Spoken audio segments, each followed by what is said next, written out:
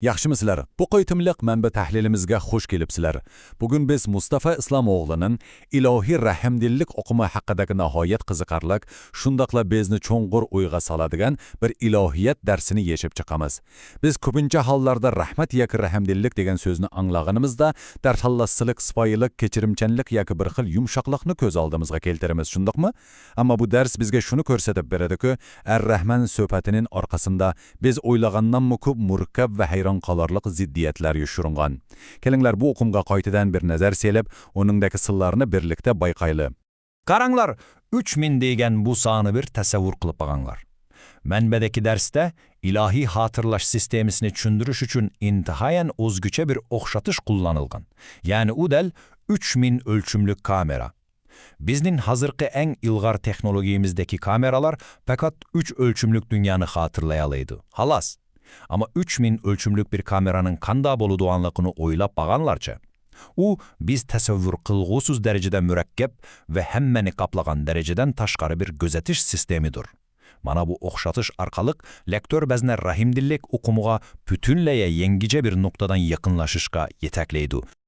Xoş, bundaq sihirlilik biraz zadi nemini hatırlaydı.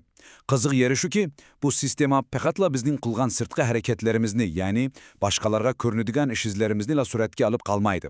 Belki bizning öy hayallarımızını, kalbimizning çoğunqur xatıga yoşurungan niyetlerimizni, hatta özümüzmü toluq sezmaydigan an astımızını indik hatırlaydı. Teğimi muhumu, uşu öy hayallarının dal qayerdin, qandaq yıldızdan ösüp çıgan loğunu biri-birlep körüstüp biridi. Muşu derecedeki incike ve mükemmel biliş kuvveti bizge ilahi rahimdilikning ne kadar adaletlik ve çoğunqur ükelligini his qilishimiz uchun intayin muhim bir asas sayılıp berdi. Birinci bölüm, rahimdillikning ma'nosi. Bu murakkab oqumni to'liq hazm qilish uchun aldı bilan onun tilshunoslik yıldızıga qaraydigan bo'lsak, Rahmon bilan Rahim so'zlarining o'ttirisidagi inchike farqni bayqaymiz. Manbadagi tahlilga asoslanganda, Rahmon deganimiz zatqa, ya'ni ilohiy mohiyatga tutashgan ichki va tug'ma bir rahimdillikni ko'rsatadi. U go'yo suv etilib chiqayotgan bir buloqning asli manbasini o'xshaydi. Ununla seliştirganda rahim bolsa, şu rahimdilliknin qubul qılğuçıga qaratilgan aktif hareketidir. Yani heliqi bulak suyunun ösmülüklerini soğurup, ularga hayatlık berişi rahimnin dal ozudur. Demek, biri asli mənbə bolsa, yani biri şu mehir şəfqətinin əməliyyatda icra qılınışını görsətidu. İkinci bölüm, kıyınçılık içindeki rahimdillik. Kur'an vahiylerine tepsili nezere salgınımızda rasta kişini heyran kaldırdıran bir sandık melumat ortaya çıkıyor. Mənbədə gösterilisice, Rahman isminin vahide tılga alınış katim sayısında nahayeti galite bir sıkreç var. Karanglar, peygamberlikliğinin en desalikli yılında bu isim fakat bir lakatim nazil olgan.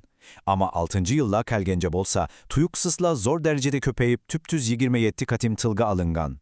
Buncalık zor bir özgürlük addi bir tasadüfilik mu? Yak, elbette yok. Bunun arkasında çoğun bir sıkırıp var. Bu tuyuqsiz ko'payishinin sababini bilish uchun biz shu mazgildagi tarixga qaytishimiz kerak. 6 yil degan zoda qandoq bir yil? Bu yil Makkadagi dastlabki musulmonlar uchun tarixdagi eng qorong'i, eng jafoliq mazgil edi. Qiyin qistoq, iqtisodiy qo'rshov, ochliq va ziyonkashlik o'zining mutlaq yuqori pallasiga chiqqan bir vaqt edi. Odamlar e'tiqodi sababli qiziq qumlarda azoblanayotgan, oilalar vayron bo'layotgan mushundoq bir fojialik minutlarda nima uchun cheksiz mehr shafqatni bildiradigan Rahmon ismi shuncha ko'p takrorlandi? Bir o'ylab baqinglarchi, bu odamni o'ylantiradigan bir ziddiyatmi yoki bizga berilgan bir signalmi? Dilim şu yerde Mustafa İslamoğlu kişinin yüreğini lerzege saladigan bir misalını keldiriyordu. U şunda soruydu. Eğer yağışının ceyni bolgan bolsa, onundan bir öy cihazısı yasalıvatkanda kançalık yığlagan ve azaplangan bolatdı. Oylap bağınlar, yağışını ormandan keseydi, rendeleydi, parçalıydı ve mıklıydı. Bu yağış üçün bir azap mı? Şek şübesiz şundak. Lekin yağış ustasının bundak kılışıdaki maksat, yağışını viran kılış, yaki onunla düşmanlık kılışı emes, belki uşalgut yağıştan güzel bir sennet buyumu, yaki paydalık bir cihaza yaratır. Muşu oxşatış arkalık, mənbə bizge şunu uqturuydu ki, biz azap dep biledigan ilahi sınaklar, bu kayınçılıklar əslide bizni yoqatış üçün emas, belki pişip yetildiriş ve teximi yukarı mertebege kötürüş üçün orunlaştırılgan yuşurun bir hala mehir şevkettir. 3. bölüm, Rahman ve Rab ukumu. Sınak ve terbiyeleş doğrusida gap açkanda, Arap dilindeki Rab hukumunu chetde kaldırışka bolmavadı. Biz adette Rab sözünü perverdigar dep tercüme kılıyoruz. Ama onun tisunaslık cihetteki esli manası terbiyeleyici ve yetildirgüçü digenli bildiriyor. Lektör buraya da şunu alahadı da tekidliyor ki, hakiki bir terbiyeleyici mehir şapkatsız olamaydı. Yani Rab hukumu mahiyette Rahman hukumuna ayrılmaz kılıp bağlanmanmış. Mehir şapkat yok yerde ceza olur, lekin terbiye olmaydı. İlahi terbiyeleyici mu, bizge kıyılcılık ve sınaklarda vergende del aşı çonkur rahimdilikle bilen muamele kılıdı. 4. bölüm. Müşriklerinin karşılığı. Gerçi bu rahimdillik okumu moşundaq güzel bolsu mu, tarixte bu ismi keti kabul kılalmayanlar mı bolgan? Hudeybiye sülesi mezgilideki intayan ciddi bir minutun eslep bakaylıça, Musulmanlar bulan Mekke müşrikleri kelişmen tüzüvatkanda Musulmanlar kelişmenin beşine Er-Rahman'ın ismi bilen dep yazmakçı olurdu. Şu vakitte karşı tarafın vekili Suheyl ben Emer şiddet bilen karşı çıkıp biz Rahman'ı tanımıyoruz. Fakat konu adetimiz boyunca senin ismin bilen perverdigarın deple yazgın dep etiraz bildirirdi. Onlar neyi üçün attiye bir sıfat bolgan bu isimge oruç çıkarış hevvegü tevekkül kolup şunçe tarşı turuyordu. Mana bu yerde derslik onların karşılıklarının arkasındaki psikolojik tügününü yeşip veriyor. Onların bu ismi red kılışı adli bir til meselesi emes idi. Onlar dünyanı yaratıp koyup, andan insanların işine katli aralaşmayadan, yani huddi bir saati yasap bulup taşlap koygan saat ustasıdaki bir hudani halaydı. Ama Er-Rahman olsa her vakit yaratılgıçlarını gemhurluk aladan ve şu arkayla onların gündelik hayatlarına, ehvallarına, ticaretine arlaşıdığan bir ilah idi. Müşrikler delmuşu arlaşıştan korkandı. Onlara rahimnil huda emez, belki gündelik işlerine baş katurmadığan, özlerinin hakimiyetine tehdit selinmediğen bir huda gerek idi. 5. bölüm. Sınaklar ve rahimdillik. Bu bizmi leksiyadaki çüşünüş en tez, şundan da en mürekkep mülahazeye başlatıp geliyor. Dozak mı bir rehimdillik mi? Menbe bunu 4 taraftan yorutup veriyor. Birincisinden adalet. Nahakçılık kılan cinayetçi ile zenyankeşlikke uşrayan kişiye okşaş muamele kılış en çok rehimsizlik. Şuna bularına ayrış, öz aldığında bir rehimdillik. İkincisinden ağalandırılış. Otnun köydürdigedenliğinin aldığın yetip ağalandırılış, insanları koğdaş hareketidir. Üçüncüsü, bek kızıkarlık. Lektör onu ciddi kurtuluş bölümü okşatıyor. Dünyada manevi keserlikten kurtulamayanlar için bu bir halk kattığı ama zorun manevi davalaş baskıcı. Maksat yok atış amaz, belki tazılaş. Dördüncüsü bolsa teki muçuğu, mevcutluk gabaletidir.